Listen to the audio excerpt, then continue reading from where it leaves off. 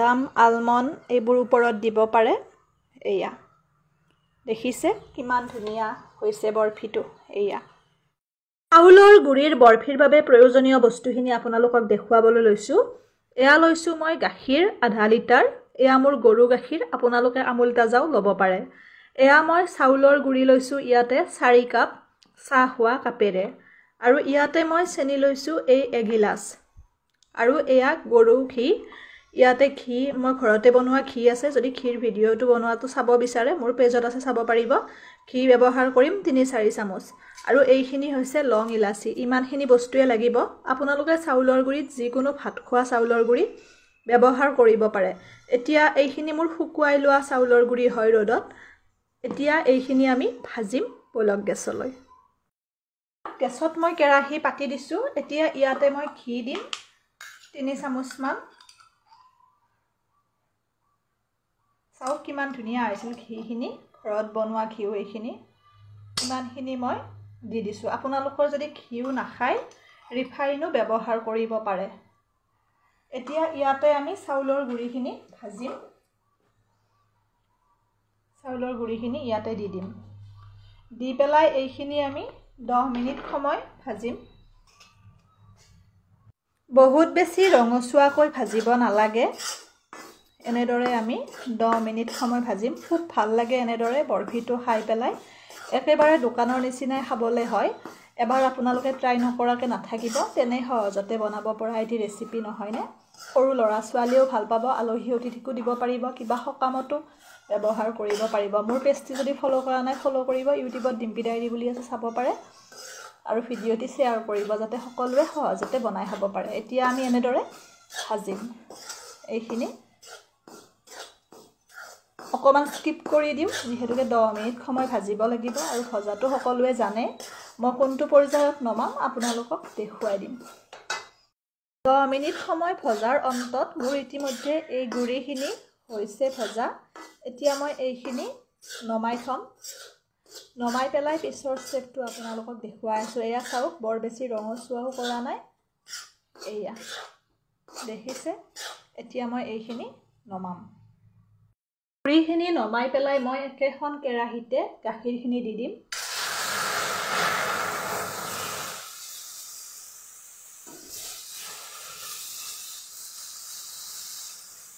এয়া গাখীৰখিনি দি দিলো কৈছোৱে গৰু গাখীৰ মই লৈছো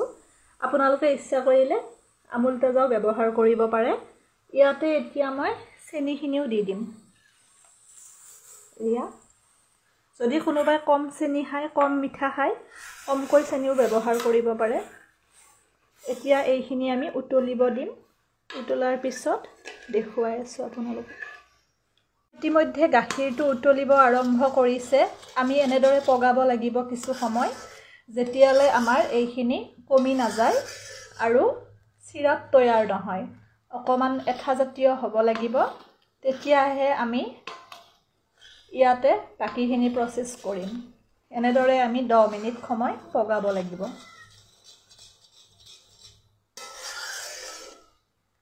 যাতে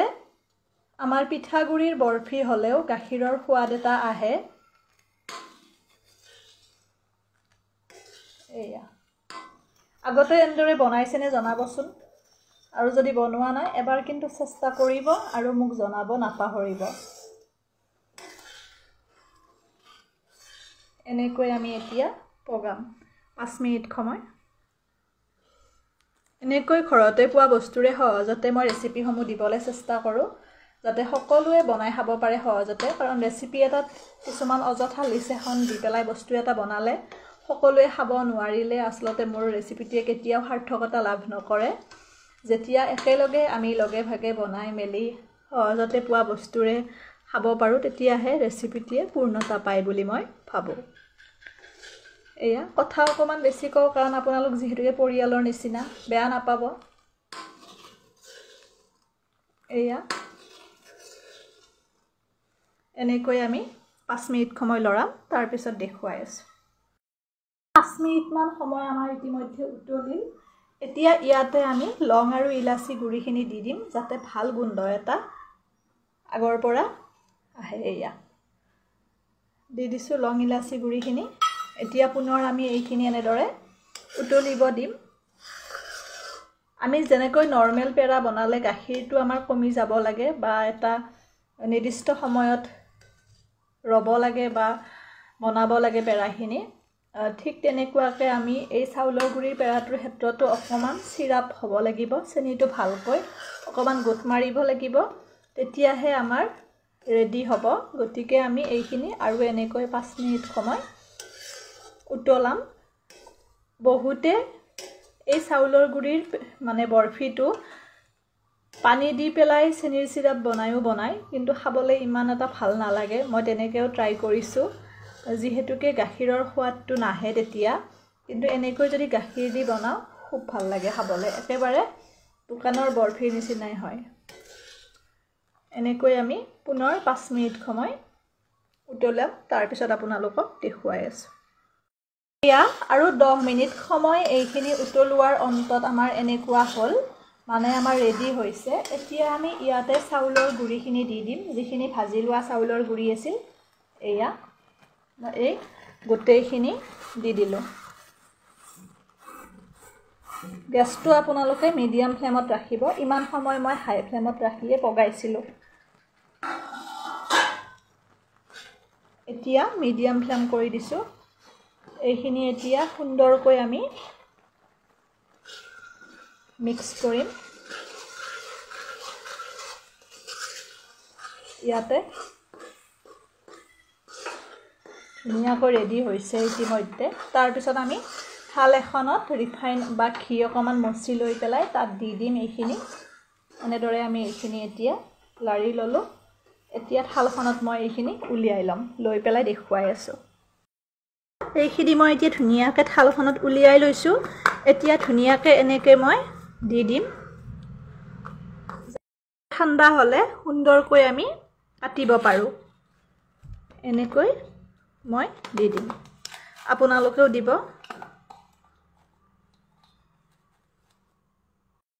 এইখিনি মই ধুনীয়াকৈ সেট কৰি ললো এতিয়া মই কাটিম কাৰণ ঠাণ্ডা হলে যিহেতুকে টান হৈ যাব গতিকে এতিয়া মই এনেকৈ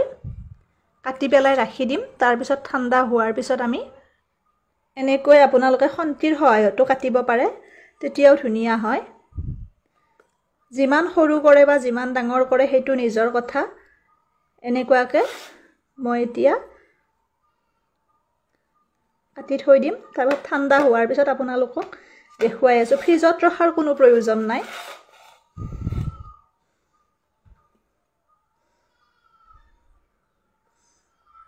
এয়া খাবলৈ খুব ভাল লগা হয়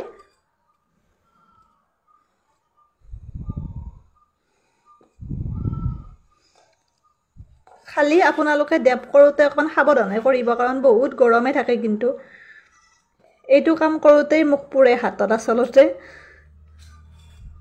এয়া হৈ গল এতিয়া এইখিনি আমি এনেকৈ ৰাখি দিম 10 মিনিট সময়ৰ বাবে তাৰ পিছত আপোনালোকক দেখুৱাই আছো চাওক কিমান ধুনীয়া হৈছে নহয় নে এয়া ইয়াতে আপোনালোকে বাদাম দিব পাৰে আলমন্ড দিব পাৰে ওপৰত কিন্তু মই একো দিয়া নাই এয়া চাওক মোৰ বৰফিখিনি ৰেডি হৈ গল চাউলৰ গুড়িৰ এয়া দেখিছে 5 মিনিট হৈ গল ইতিমধ্যে মোৰ এতিয়া মই সুন্দৰকৈ ইয়াৰ পৰা উলিয়াই এয়া চাওক কাটি থৈছিলো যিহেতুকে এয়া কিমান ধুনীয়া হৈছে চাওক দেখিছে এয়া এনেকৈ মই এতিয়া গোটেইখিনি কাটিম যিমানে সময় গৈ থাকিব সিমানে আৰু টান হৈ যায় থাকিব ইতিমধ্যে টান হৈছে ধুনীয়া বৰফিৰ নিচিনা এয়া দেখিছে নিশ্চয় কিমান সুন্দৰ হৈছে আপোনালোকৰ সন্মুখতে বনালো এয়া চাউলৰ গুড়িৰ বৰফি এবাৰ জুতি কিন্তু লব নলুৱাকে নাথাকিব আৰু তাৰ পিছত মোক জনাব কেনেকুৱা পালে আপোনালোকে খাই এয়া চাওক মোৰ বৰফিখিনি দেখিছে একে ধৰণে মই গোটেইখিনি ইয়াতে ৰাখি দিম আপোনালোকক কৈছোৱে ইচ্ছা কৰিলে ইয়াতে বাদাম আলমন্ড এইবোৰ ওপৰত দিব পাৰে এয়া দেখিছে কিমান ধুনীয়া হৈছে বৰফিটো এয়া অকমান মই ডাঠকৈ ৰাখিছো পাতলকৈ আপোনালোকে বনাব পাৰে লেয়াৰটো অকমান সৰুকৈ দিলে হ'ল এয়া কিমান ধুনীয়া নহয়নে আশা কৰোঁ আজিৰ ভিডিঅ'টি চাই আপোনালোকে ভাল পালে যদিহে ভাল লাগিলে শ্বেয়াৰ কৰিব ভিডিঅ'টি যাতে সকলোৱে বনাব পাৰে এনেকৈ সহজতে লগতে পেজটি ফলো কৰিব যদি কৰা নাই ইউটিউবত ডিম্পি ডায়েৰী বুলি আছে চাব পাৰে সহজ ৰেচিপি কাটিং চিলাই ভিডিঅ'সমূহ পাব আজিলৈ ইমানতে এৰিলোঁ আপোনালোকেও এনেদৰে বৰফিৰ জুতি ল'ব সকলো ভালে থাকক পুনৰ এটি নতুন ভিডিঅ'ৰে আপোনালোকক